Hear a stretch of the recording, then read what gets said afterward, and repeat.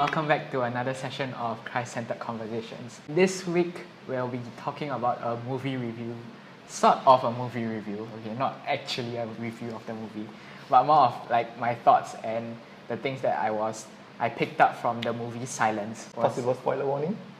Maybe, yeah. And Silence was this movie that I think we all watched, right? And we all got a bit excited about as we were watching it. It was released this year, which is 2017. Yeah, 2017.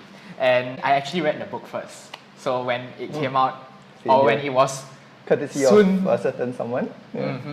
But when it was soon to be released, I think like all of us who read the book were very excited. You know, like, it's this book. Like, it's gonna be released. Okay, sorry, movie nerd moment. Yeah, but the article basically stemmed on one of the central themes of Silence, I felt, which was the silence of God in the struggles of not just the priests, but also the struggles of the Japanese people living under the rule of the emperor at that time. Right. And this was such a pertinent movie, even though it was like there's not much prosecution, especially in Singapore, right, regarding like the Catholic Church and whatnot.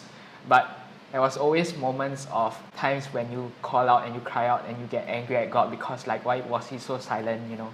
Especially when you read the news or you watch the news about genocide, terrorism and like natural disasters, and you see people, the death, and you sometimes wonder why God was so silent amidst all this chaos, amidst all these things. And the movie reminds us basically of who we are in God's eyes, and I think the beauty of it all was that at the end of the movie, spoiler, Jesus appears before him, and whether Jesus actually appeared before him or not, there's a bit of a debate on that, right?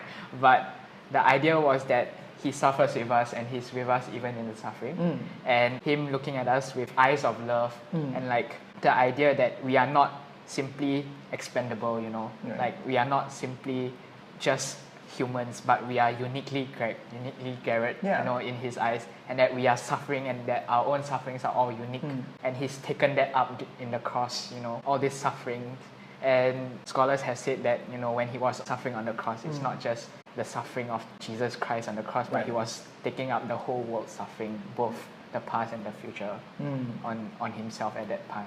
And I thought that was a very beautiful imagery that came to me as I was watching the film also. With that, I hope you enjoy the article, and we'll see you again. Watch the movie and read the book if you haven't. Oh yes, please watch the movie. Highly recommend it. It's very good. Yeah.